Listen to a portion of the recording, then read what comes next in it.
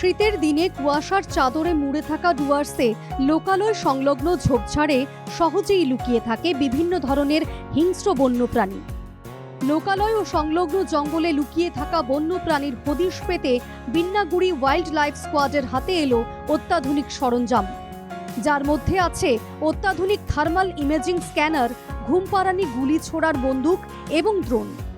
ঘন কুয়াশায় দৃশ্যমান্যতা কম থাকলেও ঝোপঝাড়ে লুকিয়ে থাকা প্রাণীরা কতটা দূরে রয়েছে তা স্পষ্ট বোঝা যাবে রেঞ্জ ফাইন্ডারের মাধ্যমে। গরুমারা বন্যপ্রাণ ডিভিশন ডুয়ার্সের বিন্নাগুড়ি ওয়াইল্ড লাইফ স্কোয়াডকে এই অত্যাধুনিক সরঞ্জাম দিয়েছে।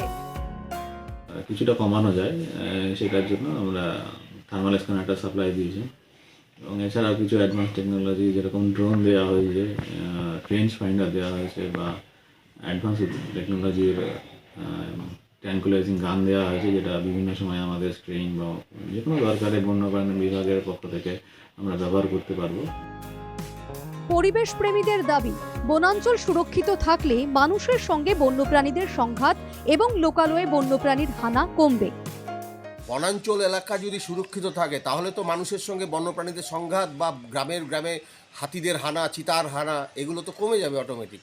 তারা আজকে বনটাকে যদি আমরা সুরক্ষিত রাখতে না পারি, বনটার প্রতি নজর দিতে হবে সরকারকে, যাতে বনটাকে সুরক্ষিত হয়। এবং তার জন্য তো অবশ্যই লোকের প্রয়োজন এবং সেটা হচ্ছে বন দপ্তরের কর্মী নিয়োগ।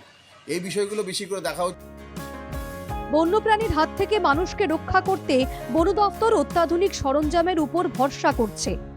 অন্যদিকে পরিবেশ প্রেমীদের দাবি, বনাঞ্চল সুরক্ষিত থাকলে লোকালয়ে বন্যপ্রাণীদের হানা কমবে। বন সুরক্ষার জন্য আরও বেশি বনকর্মীর প্রয়োজন। বাস্তুতন্ত্রের বিষয়টিকেই সর্বোচ্চ অগ্রাধিকার দেওয়া দরকার। জলপাইগুড়ি থেকে রাজীব মুখার্জির রিপোর্ট, NKTV বাংলা।